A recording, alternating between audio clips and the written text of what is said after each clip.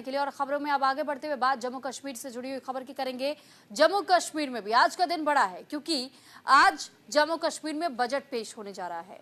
CM Omar Abdullah budget पेश करेंगे। लोगों को बजट से काफी उम्मीदें हैं।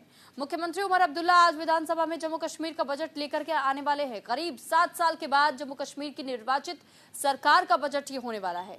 विधानसभा में पेश होने जा रहा है ये बजट कई मायनों में खास होगा।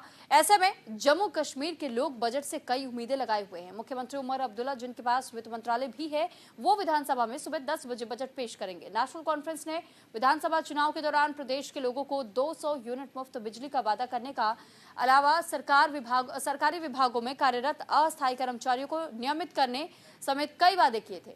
ऐसे में बजट में वादों को मुख्यमंत्री उमर अब्दुल्ला किस तरह से पूरा करने की घोषणा करते हैं, इसके लिए लोगों के अलावा सत्ता पक्ष और विपक्ष की नजरें भी बजट पर टिकी हुई हैं।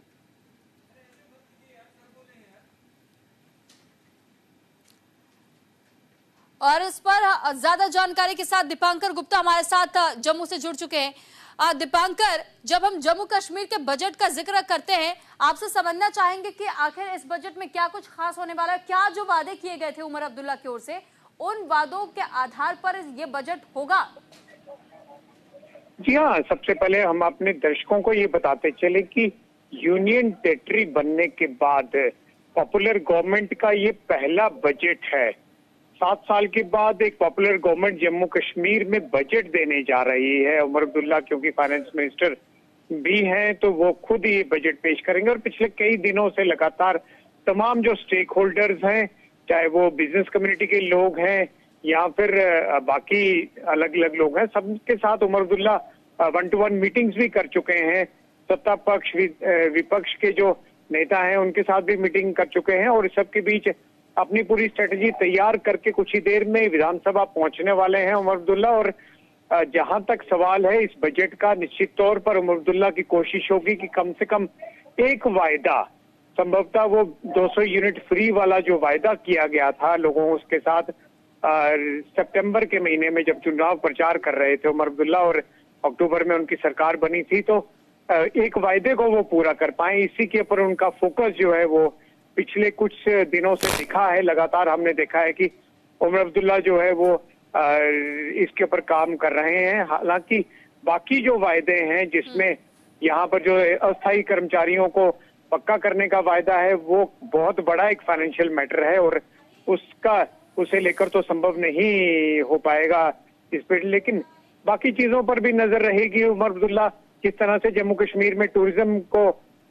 बढ़ाने के लिए क्या क्या अनाउंसमेंट्स करते हैं, होम स्टेज को लेकर के बढ़ावे को लेकर क्या क्या अनाउंसमेंट करते हैं और इसके अलावा आम लोगों को क्या क्या राहत जो है वो उमर अब्दुल्ला से मिलती है, ये सब चीजों पर लोगों की भी नजर रहेगी और निश्चित तौर पर हमारी भी नजर रहेगी।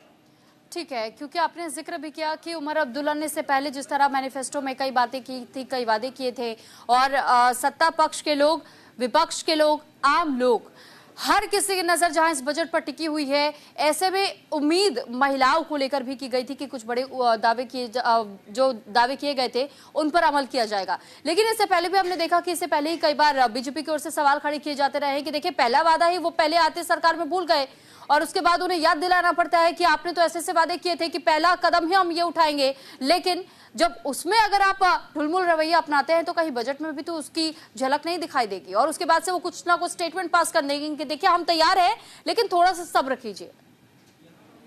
निश्चित तौर पर जिस तरह से जैसे ही सरकार बनी उसके बाद उमर अब्दुल्ला ने ये कहना शुरू कर दिया कि कम से कम 3 से 4 महीने का समय दीजिए सरकार को, हम हर एक चीज पे वर्कआउट कर रहे हैं। इसमें महिलाओं को किए गए वायदे, बेरोजगार युवाओं को किए गए वायदे, अस्थायी कर्मचारियों को किए गए जी 370 पर उमर अब्दुल्ला का स्टैंड जो है वो जिस समय वो चुनावी मंच पे थे तो कुछ और था और उसके बाद जैसे ही वो लोगों के बीच में गए उन्होंने एक किस्म से एक यू टर्न ही ले लिया। उन्होंने कह दिया कि केंद्र सरकार जिसने 370 को हटाया है उससे 370 की बहाली की अपेक्षा करना एक बेवकूफी होगी।